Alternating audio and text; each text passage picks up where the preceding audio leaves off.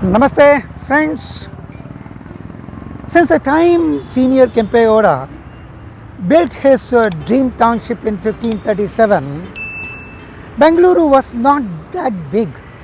But since then, after many decades and centuries, Bengaluru has been growing, grooming, and galloping to become a mega city. The first ever expansion of old Bengaluru was done by Mysore King Chikkadevaraya somewhere in 18th century. He built an oval fort towards the south of old Bengaluru. The old Bengaluru was called Pete, and the extension of this oval fort was called Kote, the fort.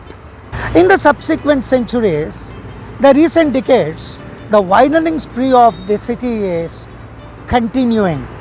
But I was wondering whether there was any memorial to commemorate the formation of extension in the city. Yes, I am happy to tell you, not one or two, there are three such tall structures to denote the widening of the city space.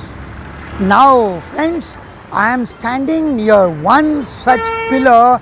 Look at this. I am sure you would immediately exclaim, "Yes, I have seen this. This is Ashoka pillar. It's in Jayanagar. I have passed through this pillar many a times." Yes, friends, it is true. It is Ashoka pillar. I know, friends, all of you know this structure, but the making of this pillar is very interesting, though not generally known. City Improvement Trust Board, which is known as CITB, was formed in 1945 to develop residential layouts for the expanded city, and R. Madhavan was the chief engineer of CITB. CITB had planned to develop an urban settlement in the southern end of Bengaluru. It was considered to be the largest one in Asia.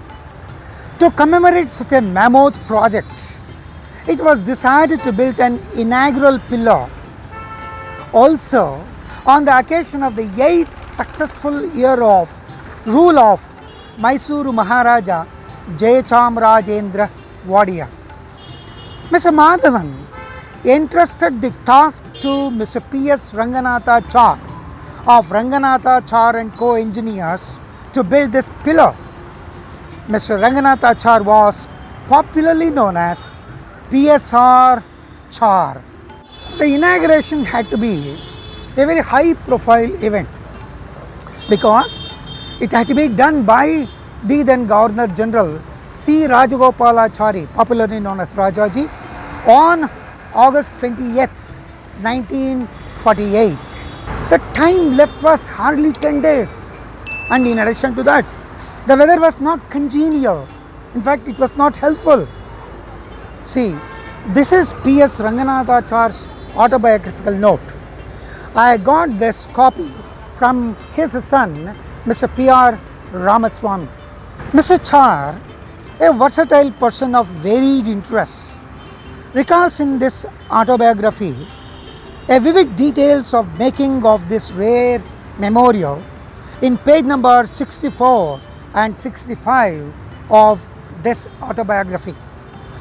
The work was in full force, but the unexpected thing happened.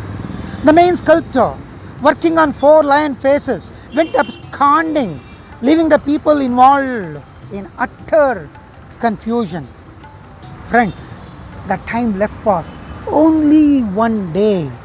Obviously, this was an honor-saving situation for CITB and, of course, Mr. Char. But undisturbed by this setback, Mr. Char got Arunachalam, a skilled worker from Tamil Nadu, to complete the job. They worked with Petromax lamps and tarpaulin to guard against rain till daybreak, and were all set for the inauguration next day morning. Here is the well preserved copy of the invitation prepared for the cherished event of the city. The Governor General arrived, appreciated the structure with interest, and unveiled the nameplate at the base of the pillar. Immediately after this, the honored guest was taken to lay the foundation for Mysore Riyasat Hindi Prachar Samiti. Friends, here are a few tidbits, very interesting of course, of this pillar. The construction of the structure was completed in a record period of 10 days. The total amount spent for the construction was 3,000 rupees. Each bag of cement costed rupees 3 and rupees 6 for 1,000 bricks, friends, and rupees 1 for the labor charges. Imagine. The 72-year-old pillar in a circle near Kanakapalya is about 20 feet in height. Right on the top are 4 lions akin to the national emblem. It also bears Mysore's royal emblem, the two-headed mythological bird Gandaberunda. Friends, hardly a few decades back, we had beautiful circles in all the major junctions of the city. But the ever-increasing traffic has engulfed almost all of these circles. But in spite of being an extremely busy junction, the Ashoka Pillar Circle has survived this onslaught. Don't you think it's a very happy note for all those who love this city very much? Friends, in my next episode, I will take you to 2 other pillars whose story is as interesting as that of Ashoka Pillar.